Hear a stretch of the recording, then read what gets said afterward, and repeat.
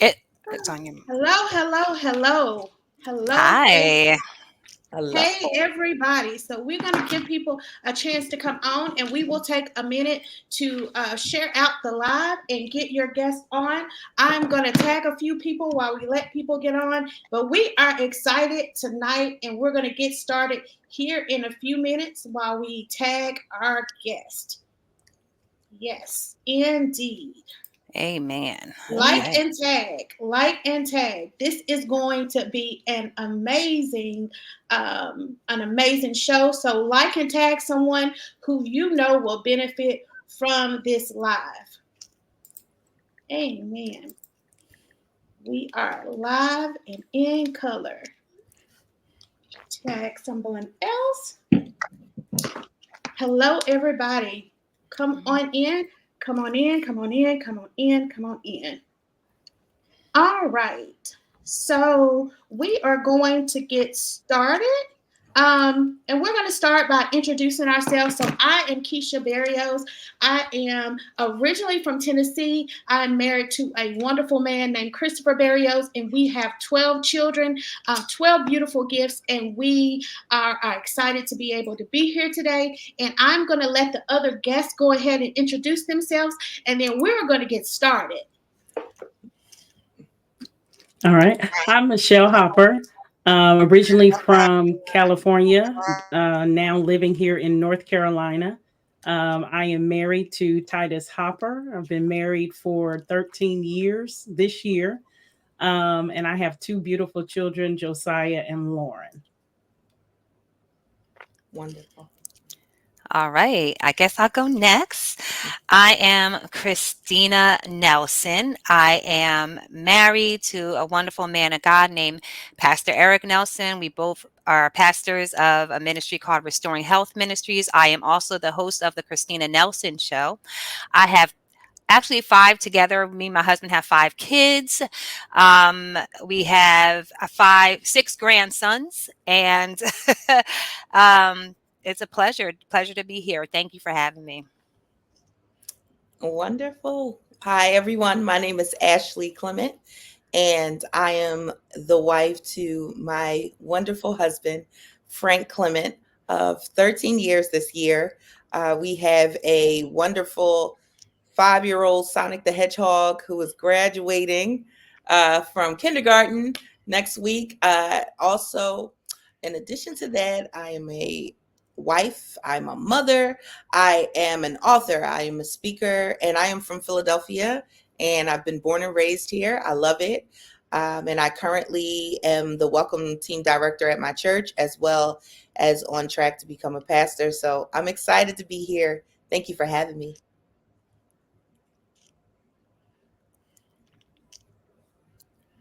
You're muted. You're muted. Mm-hmm. There we go. I said we are excited, and I know we still have people that are coming in. So, guys, you bear with me because this is the first time I've used StreamYard. But guess what? We're going to go ahead and get started. So, today we're going to talk about he said, she heard. And those of you that all know it is really important for communication. So, we're going to start off just chatting about what does it feel like when maybe you are misunderstood. Maybe you said something your husband didn't understand. So, we're going to start off by talking about assumptions and tones. So those of you that are looking at us on Facebook, it's going to be a little interactive tonight. So if we say something and you have a question, just put it in the comments. But we're going to start off talking about assumptions and tones. So my first question is, how can the tone of a question affect its interpretation? For example, if a man asks his wife, are you really going to wear that?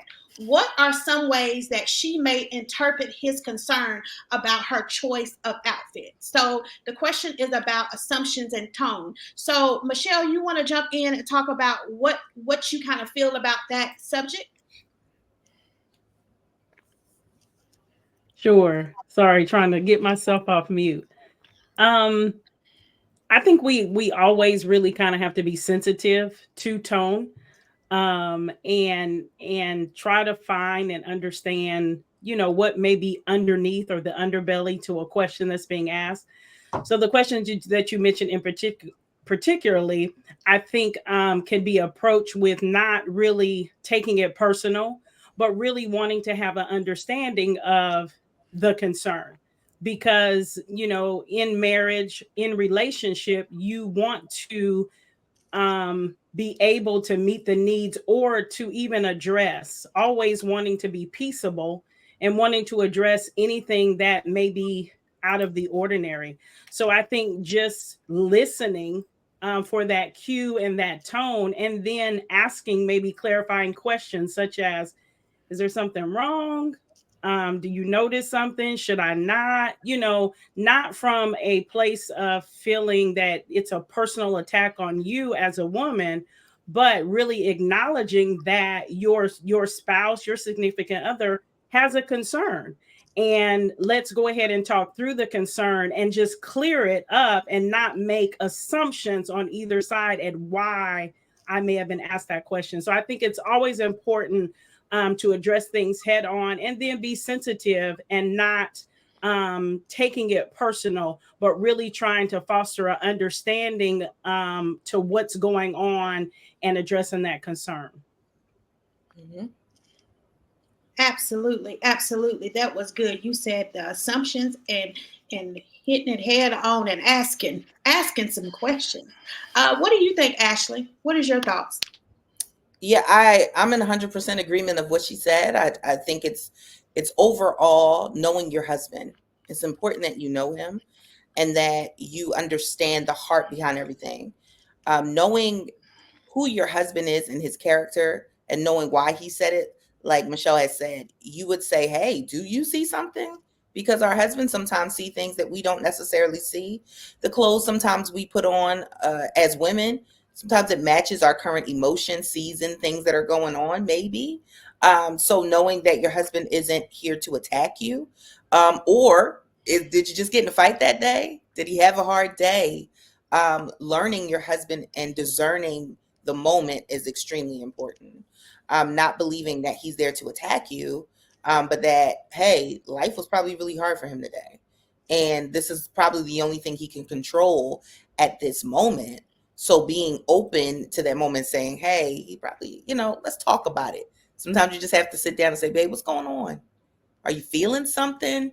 Did I do something right that may have not been the best thing, could have triggered you today? I don't know. Just opening up and having those conversations and knowing that the heart behind what he's saying is probably speaking louder than that current thing that he's saying out of his mouth. That makes sense. So, yeah. Wow. Say that last sentence one more time. Somebody put Okay. that in the comments. You put it in the Knowing comments. Y'all going to have to run it back. I don't So Facebook, y'all are going to have to help us because we are dropping nuggets. And if you guys will put those things in a comment, because what she said blessed me about, whatever she said, but she said it so quick. I wanted her to run it back. Yeah. But you guys are going to have to be interactive and the heart behind the saying. Come through, Mr. Barrios. I know that's right. Amen. The heart behind the saying. What do you think, Christina? Oh, wow. So it can happen like that where maybe he was having a bad day. He might have just been saying it. Like you said, it's the tone, correct? So it's the difference between saying, "Hey, are you wearing that tonight?" or "You wearing that tonight?" It's the tone in which he says it. Sometimes I may ask, like, "You don't like this outfit, or you don't think this is appropriate?" For example, like sometimes I know if we were going to have um, a male friend of ours come over to the house or whatever, and if I had on leggings, whatever, and a short top, he might say, "You wearing that?" Meaning my boys is coming over, like, I need you not to be all out there, honey. And he doesn't mean it in a nasty way. He just saying, like, okay, like, and it's not controlling or anything like that. I totally get it. All right, babe, I got on a long shirt, babe. We might go back and forth a little bit, but at the end of the day, I do understand that, he's just protecting me. And he's saying men are men no matter what. We just go back and forth. But at the same time, like I said, it's the tone and how he says it. It's a difference between, honey, are you going to wear that outfit, or you wearing that outfit? Or you wearing that outfit? Okay. All right, Miss Nelson, go ahead. So we have to discern the tone as well, and just make sure that he's not trying to come at us, or make sure, babe, what's wrong with this? Is this okay? Is this appropriate? Do you not like how I looked? Is it too tight? Is it too flashy? Is it not enough? Like, let me know. So, do you guys think, when we're talking about tone, do you think that women have more issues with when we communicate our tone than men? What is y'all's thoughts?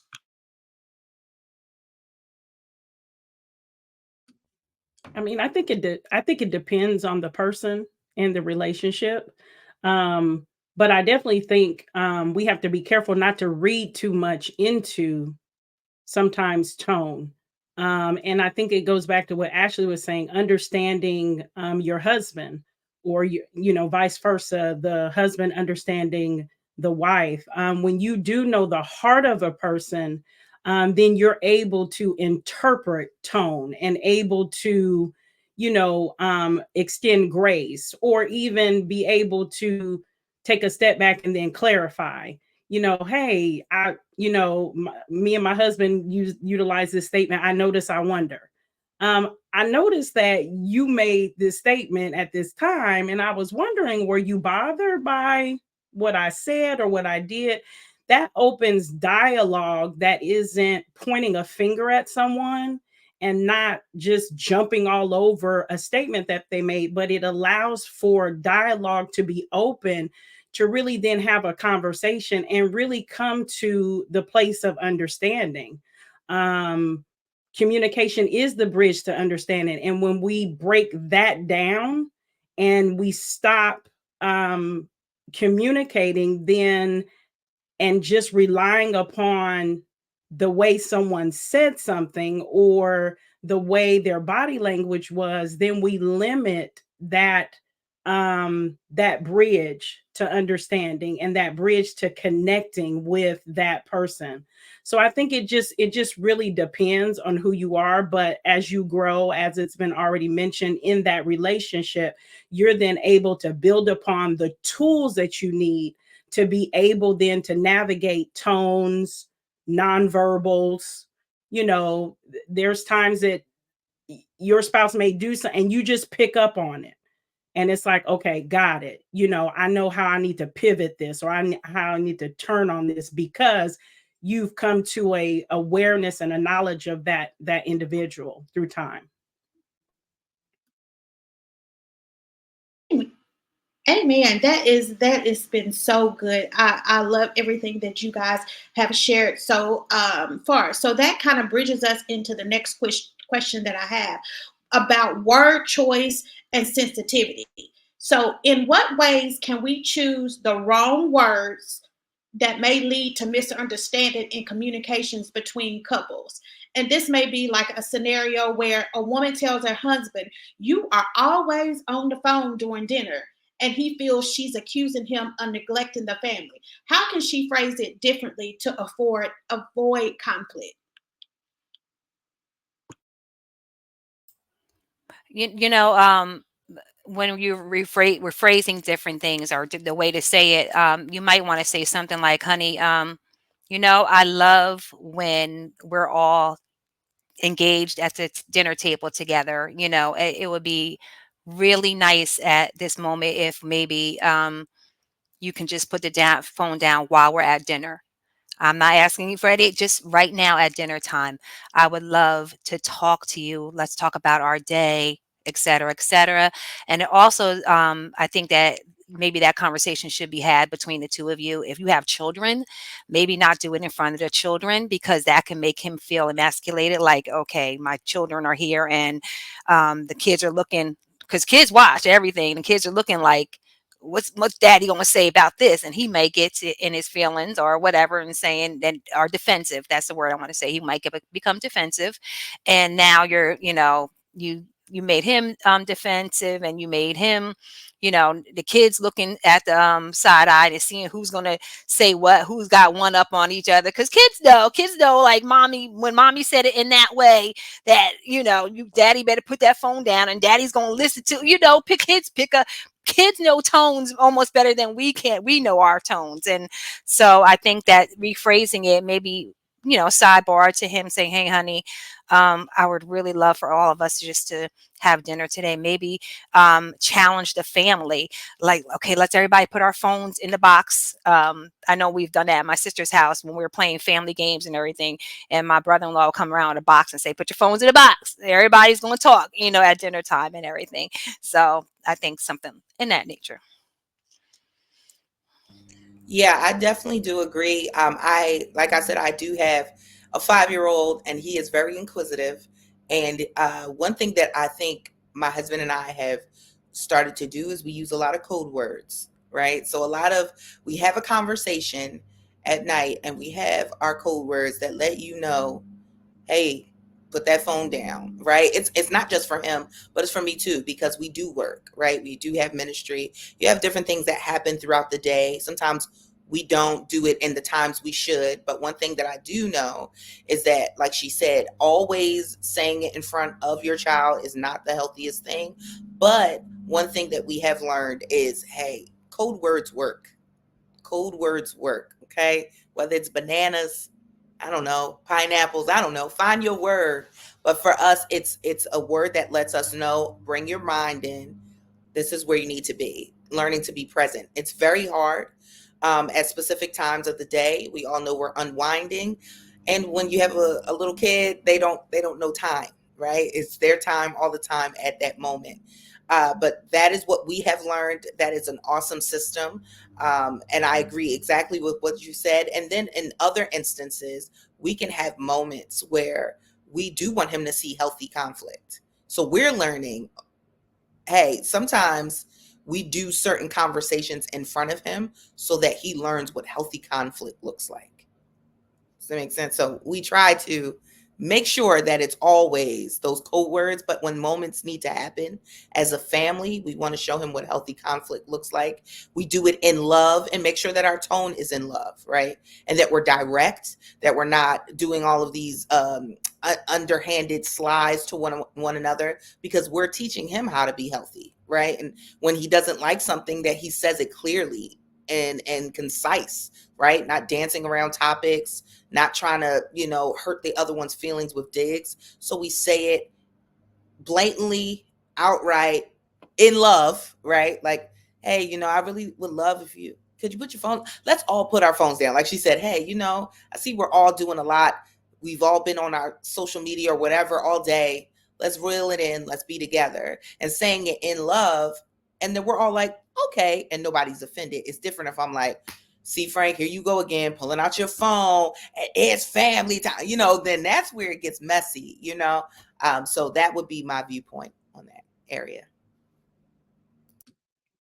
Yeah, and I would agree. I love that what Ashley said. And when I read this question, my thought, I'm in nursing administration, and I have to always have crucial conversations, and crucial conversations are necessary. And so when I read this conflict, the thought that came to me as well is that we don't want to be dancing around conflict. We want to be able to embrace it, but embrace it correctly, embrace it, as Ashley stated, in a healthy manner.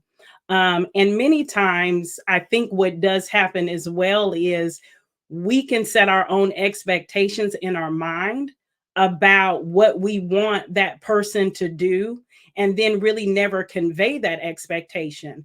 And then it's the smallest thing that triggers us because we have built up this frustration based upon the expectation that has never been articulated to the other individual.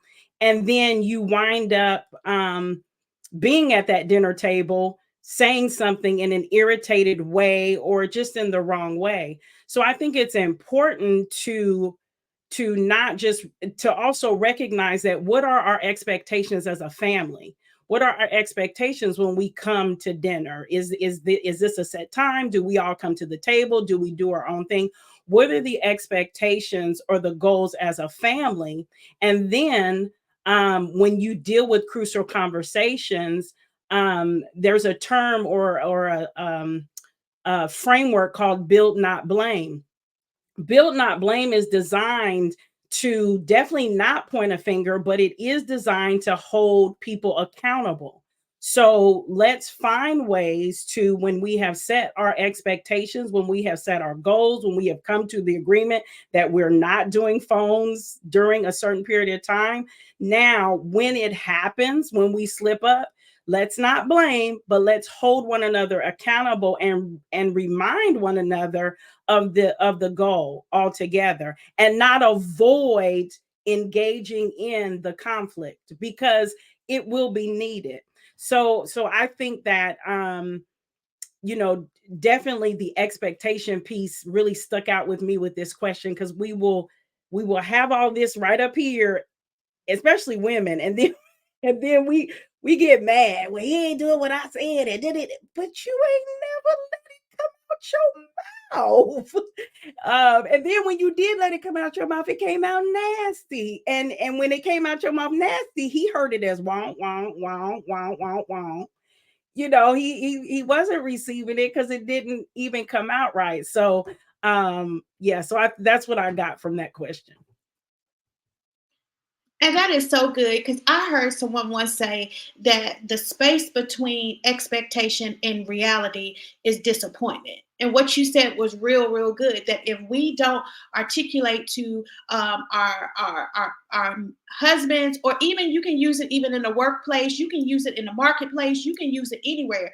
If we expect people to read our minds and we don't let them know the expectation, we can't hold them to a standard if they don't know what we want. And so that was really good, Michelle. I really enjoyed all of y'all's input, especially when you said "bill not blame." That was good to me. Now, I don't. That was good to me. Bill not blame. So, if anybody in the comment section has a question, we'll get to those as well. Well, we're going to go to the next question, and the next question is: how do cultural backgrounds, or the way that communication was learned growing up, influence the way men and women interpret messages from one another?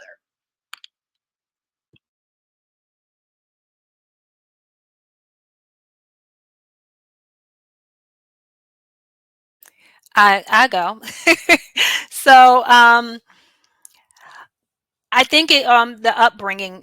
For example, my husband upbringing, he had mom and dad, right? I did not. I had my mother, and that's it. I never got to see husband and wives interact as far as in the home. I never got to witness that. I did not know how mom and dad interacted. I did not know that. My husband did, because he had his mom and his dad in the home with him. And so it made a difference in how things are, as when I got married. Also, he had been married before. So he was in a marriage, and some red flags that he might see, he might say to me, I already know how this is going, and even though you don't compare, you don't say things like, well, I'm not her, because I can get defensive, like, I'm not her, I'm not that person. But what he's saying is he's not comparing me to that person, but he's just saying, when things don't line up the way they should, this is how it can go, because I've been there before, and I know how that can go. I know how it can end up. Um, Culturally, we're the same, except for maybe he was raised more in the city. He was raised in DC. I was raised in New Jersey. I'm a Jersey girl. I was raised in more suburban area. He was raised more in a city area. So things could be a little bit different, because he could be more forthright, where I could be a little bit more subdued. And so I keep a lot of things in. When he asked me certain things, like his biggest pet peeve with me is, what's wrong? And I go, nothing.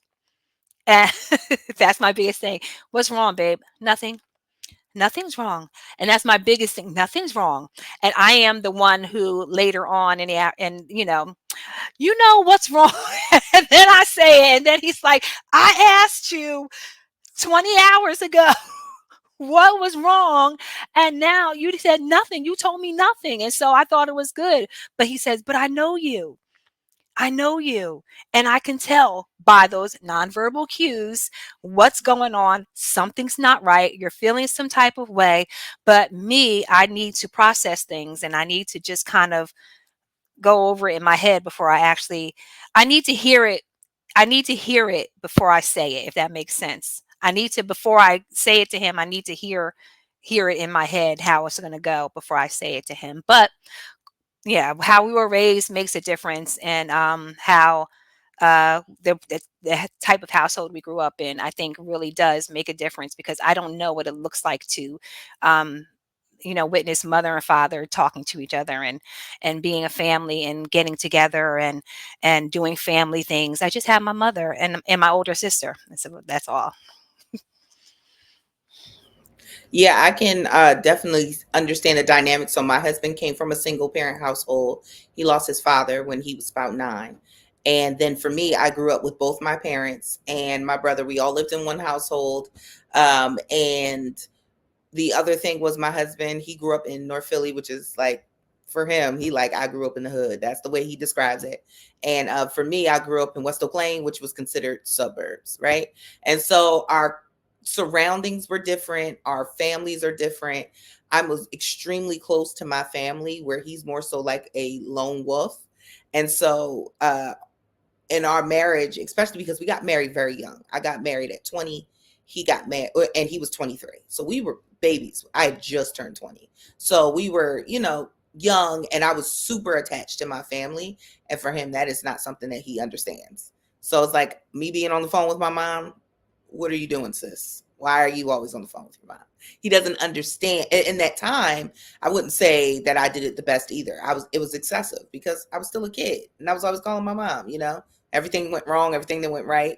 And I could see how that was a clash for us, and knowing those boundaries and knowing the timing of things. Also learn, like, he talked to his mom, obviously, but the way that I did seemed excessive for him. So it would always be a butting of heads. He didn't really understand. I didn't understand him, and how you couldn't call your mom multiple times a day. He didn't understand how you call multiple times. It was just constantly butting heads, and it had to come to a point of communication. I think that's key, and understanding why we were that way. Like for our family, it was just us four. We didn't have a bunch of outside family like aunts and uncles and cousins. All of us were kind of like segregated, so it was just us four. So we had no choice. We kind of like bonded together, and so we overly communicated. Where my husband was like, he just got the things done, but did communicate it later. And so we had to learn what rhythm worked for our marriage. That was one of the biggest things that I had learned through counsel, was that, hey, you both have your two different ways of doing things, but now you have to create your normal for your marriage, right? So yes, you had your way, he had his way, but now you need to create your way for your family. And so that was something that was a big turning point for our marriage. But that's some of the areas that have played a big, kerfluffle in our marriage, I could say. Yeah, I will say that this question is really crucial. I feel like we're in like premarital counseling questions here, and I think, and the reason why I say that is because and I shared a post from someone last week where people a lot of times, me and my husband, we do marital counseling with folks, and when they come to us or request counseling, it's they've already set the date, they're already ready, to proceed. This is kind of like a check. And the reality is, I think we do that backwards. I think really the healthy and most beneficial time for that, for premarital counseling, is in the dating phase, so that you can have time to deal with questions like this one, as relates to the cultural backgrounds and the nuances that may have happened for you all as individuals in your family, and how is that now going to translate into a marriage, if that's what we're going to decide to do. And I think many times we put the cart before the horse and step into marital counseling when I've already decided that this is the one, when in all reality, it's like we're telling God, well, you can touch everything, and I give you everything but this. Not my relationship, God. Now I'm gonna own that. I'm because he the one, she the one. I didn't got my Boaz. And then you get into counseling. I mean, I can't tell you how many times I've been in counseling with people, and me and my husband are debriefing after the fact, like, this not, you're trying to figure out, like, do they not see these red flags? And all of this stuff, they're not well, they're not whole. It takes a whole woman and a whole man to come together, not half and half. So you need a little bit of time, and you want us to take you through counseling and you go be married in 6 months. Wait a minute, wait a minute, wait a minute. And so I think that this question is so necessary because it matters. And if we don't address it, it's going to show up because life is going to happen in marriage, and in marriage, life happens. And when life happens, these little things pop up, and then you're responding upon the viewpoint that you grew up in, which can be totally contrary. It can be totally opposite. Neither one of you are wrong, but it's totally opposite. My husband's parents died when he was raised by his father. I was raised by my mother. We're both kind of like only children. Ooh, personality wise, we're both strong personalities. I don't know what it's like to be with a man protecting me. He didn't know what it was like for the woman to be around. So when you have those dynamics and you don't talk about this prior to or in the dating phase, it's going to show up in the marriage. And what will happen is your response many times will be wrong, and it can lead you down a path that really it wasn't designed to do that. Life is going to happen and things are going to show up, but we got to make sure that we're having conversations about everything beforehand so that we can be prepared and know how to pivot based on tools either from counselors or our pastors or whoever we lean to get that support, so we can know how to pivot when those dynamics pop up in the marriage. But yeah, I think it matters, and it is something that you have to talk. You cannot ignore. And I really encourage people that are dating, you cannot ignore the cultural differences.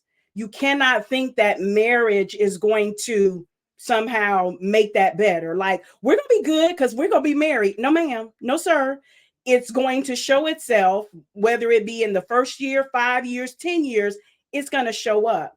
Why not go ahead and be proactive, talk through it, get through it, arm yourself with the tools you need so that you can navigate through it when life happens. So that's good, and we're gonna flow off a topic just for a minute because I feel something here. So you said that people have to be whole, not have persons whole. And you talked about how you felt like we did it backwards and we come to counseling when we've already made the decision. So I know all of us are married in different stages of our marriage. So tell me what advice would you give people that are dating when they should start this counseling? And before you answer that, do you think that in this generation that they are actually dating with a purpose, or what does that look like? And if you're a Christian, should you be dating with a purpose? Should you just be dating here, there, everywhere? What does that look like, and how do you know? I know a lot of people have asked me, well, how did you know he was the one, or when did you know? So can we just talk about dating a little bit, dating with a purpose, and when you think that counseling should come in place for people that are dating with a purpose? Okay, I guess I'll answer since I opened up that Pandora's box. I think it's important. So I look at this a couple of ways. I think people you were single and then you were married.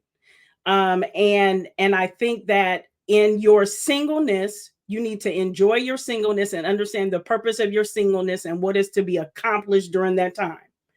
But I also believe that you need to be prayerful, especially if it is your desire to marry. If it is your desire to marry, then you need to be prayerful. And you really need to seek God and have an understanding from the Spirit of God on what you need to be looking for, as well as what you need to be doing with you. Because it's not them. It's really God is trying to prepare you. And so what do you need to be doing with you? Now, and this is my personal opinion, I think people can date. I don't think that that just because you date that you necessarily have to marry the people that you're dating. I think that's an opportunity for a woman, because the Bible says he that findeth a wife findeth a good thing and obtaineth favor from the Lord. And we shout and go crazy, but we fail to realize that the woman chooses. So you may say that you found me, but I have to then choose. I have to accept that. I've had, prior to getting married, a whole lot of people say, I found me a wife. No, no, I don't choose you, because I know that you are not the person for me. So that has to happen. So a person, I believe, can date. I think they have to be sober in their dating, and you have to have boundaries and expectations in that dating period. I don't think it has to be one person, but I think you need to be able to clearly articulate the end goal. What is your what where are we trying to go with this? And if it's not to get married, okay, clearly articulate that. I think at the point when two people come together and then they're dating, and we're getting to the point where this is looking like it may lead to that. I think at that time it is healthy to maybe introduce some accountability partners to help talk through some questions that are really important. I personally think a lot of these basic questions really should be happening between the two people in the dating phase. You should be able to ask somebody, like, how did you grow up? What is you, I mean, you got health insurance, you got benefits. What happens when you get mad? What triggers you? What have those things, that's normal. Like, I don't need to be knowing that once you didn't ask me to marry you. I should really already know that. You asking me to marry you is really just confirmation to what I already know. We've already walked through. And then when we get to the counseling phase, we are fine tuning what is going to happen. We're getting an understanding from us, folks at a higher place than us, or professional place than us, to help us to understand the things that may come up in marriage. But a lot of stuff I think we don't talk about in the dating phase. Like, no, you need to be having these hard conversations dating, because if you're not having them dating, then you're wasting a whole lot of time. Now, I didn't spend this 90 days with you, and I ain't asked you nothing hard, and then a soul tie has happened. I didn't got connected, and now I don't want to and then 8 months later a red flag come up, and now I don't know how to get out. Like, I feel like I'm stuck, I'm pressured. So I think that to answer your question, I'm going down rabbit trails, but to answer your question, I think these hard questions have to happen from the gate, especially when you know that you want to be married, you know who you are. We can start having these questions at the beginning. If I know where I am going, I need to know, because I need to know, am I wasting my time here? Because there are some people that are just not qualified. They are just not qualified for you. They may be for someone, they're not qualified for you. So there's no need for me to waste my time here. Let's go ahead and get through this and go on. Okay, there we go. Lord have mercy. That was good. Okay, Ashley, Christina. Uh, yeah. Now I had lost my train of thought, because what she was saying was really, really good. But at the point, see, okay, so I didn't get married until I was 45. My first marriage. I'm 50 now. We've been married 4 years, right before I turned 46, and this was be my first marriage. And I wasted a lot of time in my younger years, because I didn't have the right motive for marriage. For me, marriage was, I had small kids. I wanted to get married because I needed them to have a father. I wanted to get married because it was just like nice to look, to say I was married and my husband. I wanted to do all that kind of things. My motives were all messed up. And it wasn't until I got older, or the older that I got, that dating became more intentional. Also, something that people need to know is I was also diagnosed with multiple sclerosis, and so was my husband. And so when dating, that was the one thing that I had in mind was, can you handle all things that come with me? Not only did I have kids at this time now, by the time I met my husband, now my kids are all adult kids, but can you handle me? Can you understand what I'm going through and everything? Do I want someone that is kind of iffy? And I ran into the guys that were kind of like, I don't know if I can handle that, ma'am. I'm sorry. And I was okay with that. If you told me straight up, I don't know if I can deal with this, I was like, cool. You know what? Because that marks you off the list. I'm good. I'm done. I don't have to worry about you anymore. I don't have to wonder. I don't have to go to sleep and say, is he going to love me for me? But my husband and I got together based on that mutual. Not we didn't get together because of MS, but it was something that we both understood about one another.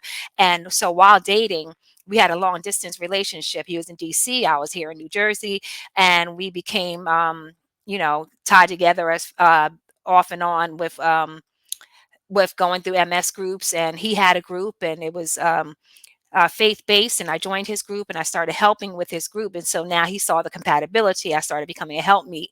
I started to do things that would, line up with his ministry. And also I also had a talk show called I Am Healed, which Keisha has been on a couple of times. And so I had a talk show and talking about being healed. And so that was our common thing. And so that was another thing I had to look at was how can we work together? How are we going to work together with this ministry thing here? Are we going to, can I join with you in ministry? Or, can I join with you in this vision? Can I join with you for life in all of this? Like, how are we going to do this? If I didn't want to be hooked up with somebody that was a minister or a pastor, then he's not the one for me, right? If I want to live just a regular old life, then he's not the one for me. But I knew that there was more for me. See, this is him right there. I met my wife from the inside out, not the outside in. That's him saying that. And that's what I was trying to get at, honey. I was getting ready to go there. But we met each other on the phone, FaceTime. We did all of that for months, for like 6 months. Then we met together at a gathering that he had where we all met together. And that was October of 2018. We got together. We knew we wanted to be with each other. January, we met again for the first time, for the second time physically. And then by February 2019, he already proposed to me. So we knew I was older. I think that's what I was getting at. Not that you have to be older, but after learning so many years of doing it the wrong way, and having the wrong motive for marriage, I finally figured out how to hone in on what I needed in a marriage, and as opposed to what I wanted.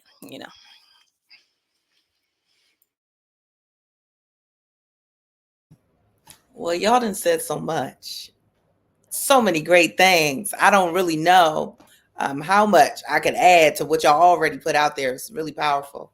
But I would really say to those, especially, I guess I could definitely speak to the women who may be younger, because I got married young. Um, my thing back then was, when I met my husband, I was in a really bad space, right? So I didn't deal, honestly. So I was, I'm gonna put it out, I was out there, I was in the streets, okay? I was out there, right? And so I had just gotten out of a really unhealthy, toxic relationship. And literally 2 days later, I met him, right? And so I had a lot of life happening while dating him. And he wasn't a believer at first, right? He was in college. He was one of the most mature men I've ever met, right? I've never dated guys a little bit older than me. We were always the same age, immature, all the things. And so when I met him, I was like, this is my ticket. He's a great guy. I love him. I was infatuated with him because I just loved his mind. It was elevated. It was different from what I was used to. And I was like, oh, I love him. Let's do this. I didn't moved in with this man. I was doing all the things, moving really fast, because when I found love that I had never experienced before, I just wanted it so bad. And I just wanted my story, right? And I'm not gonna lie, a lot of young girls, we're getting married because we want a story, right? We want that happy ever after, and I wanted that. And don't get me wrong, I got it by God's grace. Thank you, Jesus. I got a really good man, and I thank God for that. But my motives were not healthy. And I would say one thing that I did not have, that I really would say to a lot of young girls who are looking to get married, you need accountability, sis. You need it. You need someone who's going to call you on the carpet, that's going to tell you about yourself. Because I can say in all of this, honestly, I had a lot of work to do, but nobody told me that I should do this before I get married, right? It was just like, get married, God gonna turn it around, because I wanted my story, right? And a lot of young girls who get married, sometimes they just want their story, and they want their ticket out. And I want you to know, sis, you need accountability. You need someone who's going to tell you the truth about yourself, someone who's going to hold not only you accountable, but your man accountable, to tell you biblical truth. Not gonna lie to you, you need Bible. You don't need inspirational quotes. You don't need affirmations. You need Bible. Okay? You need somebody to tell you biblical truths to help you align yourself with God before you align yourself with that man. Facts. It's all facts. And I know it's very feels very old school, because I get it. It's like, I'm gonna figure it all out after we get married. No, baby, figure it out now, because there were many nights and many situations that happened that did not need to happen if I had healed first. And just being honest, heal first, do the work first, do all the ugly nitty gritty, because we are walking red flags. I know we love to talk about how men are red flags. No, baby, I was the hugest red flag in America. Okay. I knew I was, right? But I think learning to do the work and not doing, because here's the harder thing, doing work while someone else is doing work and y'all work is clashing against one another is the most difficult, unnecessary process possible. If you could do this work solely and you work on who you are, God will work on him where he is. That when you come together, how much more powerful that will be. Just being honest. Don't mean that God can't shift your story. He redeemed our story, and I'm so grateful for it. But it doesn't have to go that way when you can do it God's way. Have godly accountability, learn what marriage is, because that's another thing. We don't really know what marriage is. We think marriage is wonderful Facebook and Instagram photos, TikTok dreams. We love it, right? Because it has to be clickable. It has to have that look, that sound. Oh, we wake up and we just bring breakfast to. No, some days you wake up and you want to throw the breakfast at them. You got to know what marriage is. Huh? I'm giving you all of this, and not in a wonderful way, right? We got to know, like, the hardships, the ups, the downs. Sometimes you got money, sometimes you don't have money. Sometimes you got it right, sometimes you don't. Sometimes you crying, sometimes you happy. Some days you look at that man, you're like, oh my goodness. And some days you're like, oh my goodness, I love that man. It's all over. Like, marriage is so intricate. It is so beautiful, but you need to know what marriage is. You have to know what the meaning of marriage is and what your call is when you become married, right? That's why we see so many falling. So many marriages are falling. Not because we want them to fall, it's because we don't really know what marriage is. We don't know what we just signed up for. The covenant that we said before God. We don't really take it seriously because we don't know what it is. So it's important for us to not only take the time to do the work on ourselves and heal first, but to actually know what marriage is and what we're about to walk into, right? But to also prepare ourselves mentally, spiritually, emotionally. Like, these are all the areas, and I'm only telling you because I got married young and I'm still young. I get it. Everybody wants it. It's a trend, but it comes down to when you really say I do, the work you got to put in. So I would just say, let's be knowledgeable, let's be wise before we get to that altar. That's all I say. That's my words. Wow. Wow. I'm not going to even go into those other questions. We may have to do a part two, but we're going to stay right here with one other question. You all kind of touched on the things that people feel like marriage is, and the things that the white dress. And let's just be honest, even as young girls, most young girls start, I don't know about y'all, but I used to write my name with my little boyfriend's name, and I would put my name with his name. And you think about the white dress and the ceremony, and we spent a lot of time preparing for the ceremony. We spent a lot of time on the dress, on the reception, on the honeymoon. But I feel like if we spend that time and effort in really learning what marriage is, I think we'll have more healthier marriages. So can we kind of touch on, and this is the last thing because we've been here for 49 minutes, and I hope this is good to you guys on Facebook. If you guys have any questions, we'll take that question. But I wanted us to touch on, Ashley said sometimes you want to make breakfast and sometimes you want to throw it. Can we kind of have a real talk about the fantasy of what marriage is? Most people want, a lot of women say, some people say married people want to be single and single people want to be married.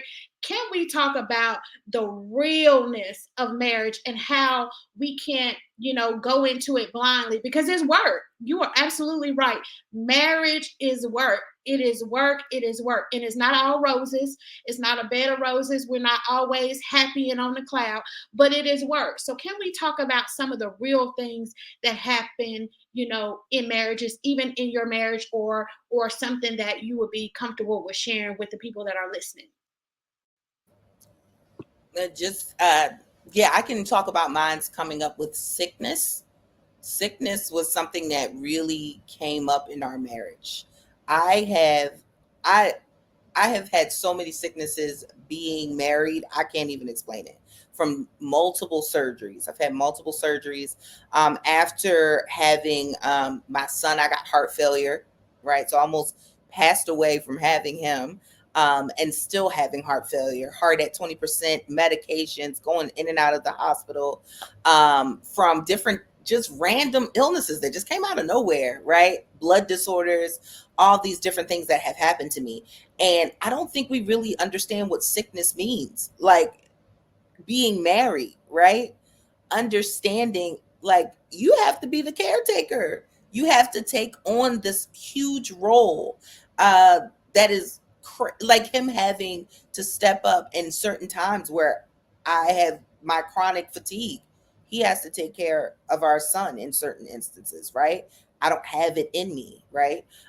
Or there's times where I have multiple doctor's appointments and my husband has to take me there, make sure my son is where he needs to be. Like there was a role that he had to step into during marriage, and it was a lot for him, right? I mean, don't get me wrong. I would see him and say, how is he doing this? Like I was like blown away by the strength he had. But after we got over some hurdles, he was like, it was rough for me. Right? Like having to be there spiritually to pray over me, to continually hold me up, read scripture to me, care for me, love on me, make sure I'm taken care of well, making sure my doctors are making sense and when they're speaking to me, making sure my medications are like all of these roles, right? Of course, I was taking care of myself, but there were certain things I could not do. And he had to step into those places and take care of me in a way that I'm sure in the back of his mind, he'd never seen this coming, right? Because in marriage, we don't see these things coming, right? We don't see in sickness like, oh man, I'm going to have to step up and be this huge role where my wife used to be, right? And now I have to be that person. And that was really hard for him, right? He didn't let me see it for a very long time. I'm going to be honest. He just was kind of taking it on. But eventually, he got tired. And I think like learning in those places to continually communicate on my part, I had to learn like, hey, check in with him. Is he okay? Because men, they are men. So they're going to say, I got to get it done. There's no point in crying over it. Just got to get it done. Right. But it was my responsibility to make sure that I was caring for him, loving him, connecting with him, still making sure that even in my sickness that I was still showing up as a wife, right? Still in my role, I had to realize, okay, actually there's still some things that you still can do, right? Like I can't bend, I can't forget who I'm supposed to show up as in this marriage because this is really rough. He's aiding in some spaces, but I still have to arrive to the moment, right? So it was like a big whirlwind for us, I would say, when it came to my illnesses, and still have illnesses. We've just learned how to navigate when they flare. But I think that was one of our biggest moments that we had to learn in marriage, like, oh, this is happening and it's a lot of illnesses, let's get this going, like, how do we navigate this when this comes up? How do we communicate? What do you need? What do I need? What do I need to start doing, stop doing? What do you need to start doing, stop doing? Like, overly communicating to see us serve one another, even in sickness, so that would be my. That is so good. That is so good. And I'm piggybacking off of you because I just said that both my husband and I were both diagnosed with MS. And so, along with MS, they also diagnosed me. I get you. Like, I feel you so much on this, Ashley, because the multiple things and both of us having these things going on, and both of us having to take care of one another. He said, yeah, we definitely understand, and we're taking care of one another. And that's the real, I don't think people really get that in sickness and in health. And it's not something that so let's put it this way. We've seen couples, and we talked to couples who, when they were diagnosed with an illness, the other spouse was out, done, and they've said it to their faces, I can't do this. That's why I said, when I was in the dating scene, and if a guy told me I can't, I was like, good, let me know now. Okay, please, no harm, no foul. I'm okay with that, sir, because I need someone who's going to stand by me. And it's real in sickness and in health, is for real, for real. And I think that's one of the biggest tests. And I know money is also an issue for a lot of couples, like talking about money and who's making money and how do we spend money. And if you don't talk about the money issues up front and how we're going to pay these bills and how, things are going to happen, then that could be an argument in itself. But that sickness and health, I'm telling you, when and if it comes on suddenly, it's one thing to get to know that we knew from the door, we both had this. So we both knew right from the store. We were like, okay, this is what we're dealing with. But when you don't know and things happen all of a sudden, what are you going to do then? You can't always say you know uh I can't do this. I got to go, I got to go the other way. I didn't sign up for this. We hear people say that a lot too. I didn't sign up for this stuff. I didn't want this to happen. And so that's the real stuff. Our families, how about our families in the beginning? Like, I don't know how y'all going to do this, because he was, like I said, he was in DC, then he moved to Maryland, and now he was up in New Jersey. How y'all going to, help each other out, and how this is going to work out. And they were worried and they're concerned about us. I had friends who were like, sis, are you going to do this? Really? Are you serious? Yeah. Yes, I'm going to do this. And because we care and love each other 100%, that we pray together. We know when each other is not feeling too great. We know when one another is not, at their best, and we are able to look at each other and say, okay, I got you, and that's how it has to be. There is no turning back. There is no, I can't deal with this anymore. There is no, I didn't sign up for this, because in reality, you did sign up for it. You did sign up for it. When you said, I do, you signed up for it.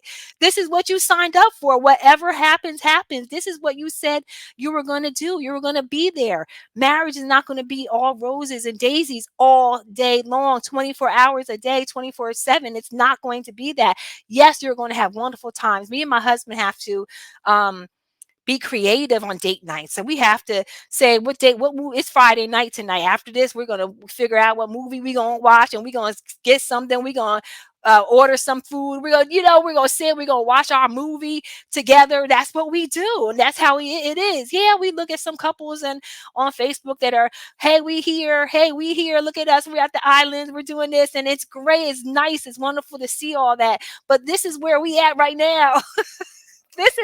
This is what we are doing right now, and we have a ministry to uphold. Our ministry is totally virtual, and we minister to people who have an illness, who've been diagnosed with illnesses. And so this is what we do right now. This is where we are. Do we believe God? For he Absolutely. He says, I will restore, health unto you and heal you of your wounds. He said that. That's why our ministry is called Restoring Health Ministries, because we believe that 100% we are healed by his stripes. Yes, we do. And if we can't stand in agreement with that, then that's another thing. We have to stand in agreement with that. And so, the real is that, we're in this together, and if we couldn't handle it, we wouldn't have gotten married. Just on the real. Michelle? Wow, this is just awesome. I'm really enjoying this. Um, whew. Well, I would say that the reality is, and we just go kill the devil tonight. The reality is marriage is not 50-50, and that's a lie from the pit of hell. It was never designed to be 50-50. It's 90-10, it's 80-20, sometimes it's 100-0. And it is literally, it is so ironic how biblically God places a comparison with his church to marriage. It is a death walk. It is mortifying deeds of your flesh every single day, so that there can be a union and a oneness that glorifies God. And the reality is, no, there are times that I don't feel like it. My husband don't feel like it. He get on my nerves. I get on his nerves, and you know, um, that's happening. But in the course of that, we are learning how to die to ourselves and our own agendas, just like the relationship that we have with Christ. It is about dying to yourself and your agenda so that the kingdom of God can be glorified and seen in the earth. And so in the marriage, Ashley talked about an understanding of what you actually signed up for. This is not no play. We don't sign up for the day, we sign up for the lifetime. And the lifetime is that, I may marry you at 30, but I'm looking down in my future at who you are at 80, and I am going to love you through every change, every what I don't agree with. One of the things, me and my husband made a decision in marriage counseling: divorce is not an option. Now, I will say that you put your hands on me, I'm gone, but y'all know what I'm saying. But at the end of the day, divorce was not an option. What that meant was, it's not going to be something that we're going to throw and use against one another, or that's kind of like plan B. No, ain't no plan B here. I told him, look, if it get down to it, you sleep upstairs, I sleep downstairs, but we ain't no divorce happening over here. We'll get through it, and I'm just gonna be transparent and real. Has that happened before? Absolutely. I'm going upstairs because, see, right now I want to cut you, and if I cut you, I'm gonna go to jail, and that's not ideal. So let's be real with what happens in a marriage. These are two people coming from distinctly two different things, and our goal here ultimately as Christians is to glorify God. Trust and believe. Anybody that is wanting to be married, let me tell you something. Let me say this nicely. Sex is great and it's wonderful, don't get me wrong, but boo, you gonna have to have something more than that. Like, because something else, you gonna have to have something more than that. And that can't be the ultimate aim in coming together with someone, so that can be, that can't be the ultimate aim. So at the end of the day, marriage, the reality of marriages is not 50-50. It is not. It was never designed to be that. And our goal is that, like I said, we don't prepare for that day, we prepare for that lifetime. This is a lifetime, through thick and through thin. I am here. And even when I may not know how to show up, my spouse shows up. And when my spouse doesn't know how to show up, I will show up. Whatever is necessary. At the end of the day, we win together and we lose together. So it is the reality of marriage, and us having the understanding that, look, this not boyfriend girlfriend stuff. This is legitimate commitment that I just don't up and walk away from. from. I fight for what's mine. I fight for what God has given me. I call my husband my gift from God. He is my gift. So I do whatever is necessary to protect that gift, defend that gift, to hold that gift accountable, to make sure that that gift doesn't break, doesn't tarnish, doesn't get torn apart.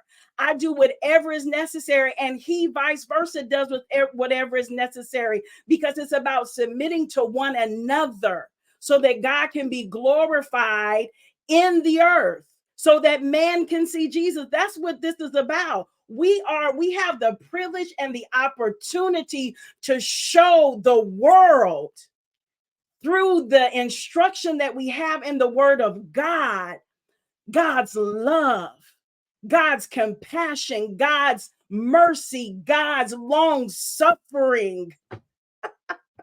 We have that opportunity in marriage, and God allows us, even when we mess up in it, and when we don't get it right, and when we don't dot every I and cross every T.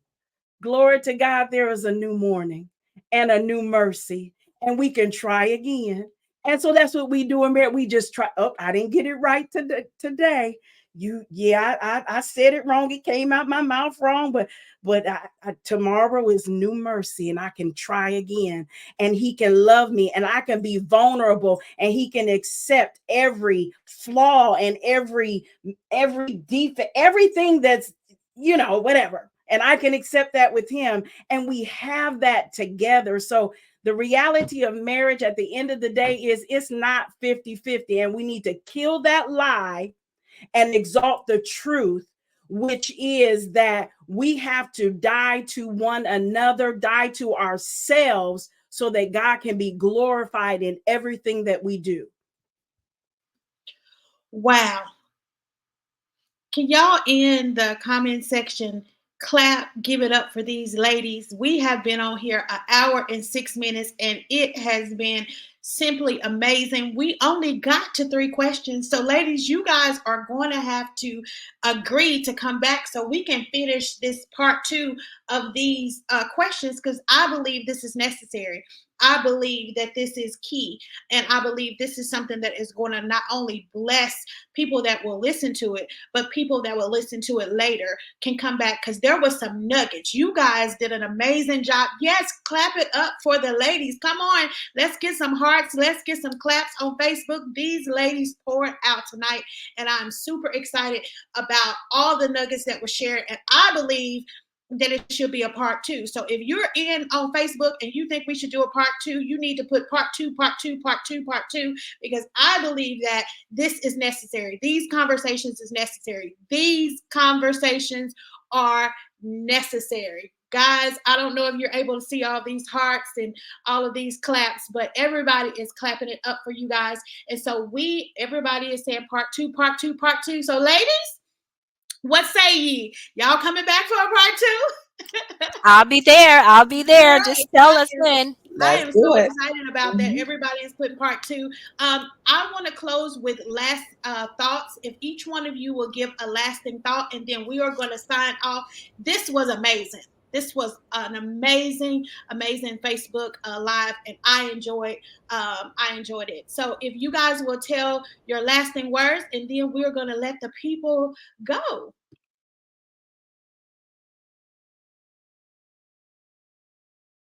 And also tell them how to find you. So in case they want to follow you, tell them how to find you so they can follow you. And guys, if you're on Facebook, follow these ladies. They'll give you their name. They are some amazing women of God. Follow them. They have some amazing things that are going on in each one of their lives. So I would encourage you to follow them. So go ahead, ladies. Well, I am Christina Nelson. My actually Facebook says Christina Black Butterfly Nelson. Black Butterfly. Denise Williams had that song Black Butterfly, and I sang it in a talent show in 7th grade and won. So that was always my little nickname. People used to say Black Butterfly. So there you go. But you can find me on Facebook. You can find me on Instagram on the Christina Nelson Show. I have a talk show where we motivate, inspire, and heal. I have people on there who have testimonies, how God did it for them, what he's done for them, the healing part of it, all of those good things. And also my husband and I's ministry, Restoring Health Ministries. So you can join that group as well. And yep, there you go. That's how you find me. Oh, was I supposed to give my last?